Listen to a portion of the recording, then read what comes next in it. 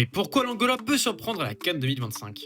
Quart de finaliste à la surprise générale en 2023, les Angolais espèrent de nouveau faire sensation au Maroc cet hiver. Si le 11 qui avait perdu contre le Nigeria en quart en 2023 a un petit peu changé, l'effectif reste quand même très solide. Voici donc 3 raisons de croire en un nouvel exploit de l'Angola. La première raison, c'est Patrice Baumel, le nouveau sélectionneur. Alors si vous suivez le foot africain assidûment, vous connaissez forcément Patrice Baumel. Si ce n'est pas le cas, sachez que c'est l'un des meilleurs palmarès du football africain.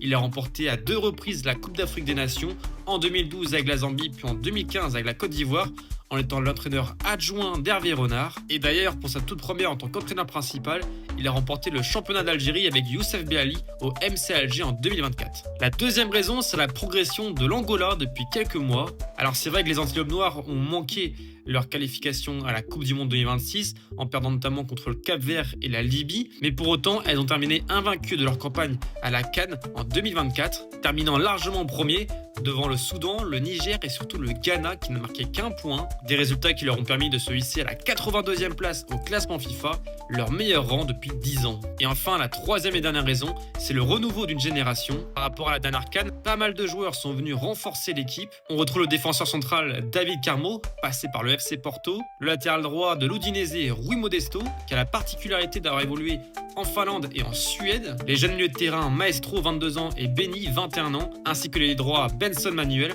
qui a déjà joué en première ligue du côté de Burnley. Des renforts qui pourraient permettre à l'Angola de passer la poule B qui est plutôt difficile sur le papier avec comme l'Égypte, l'Afrique du Sud et le Zimbabwe. En tout cas, dites-moi en commentaire à quelle place vous avez terminé l'Angola.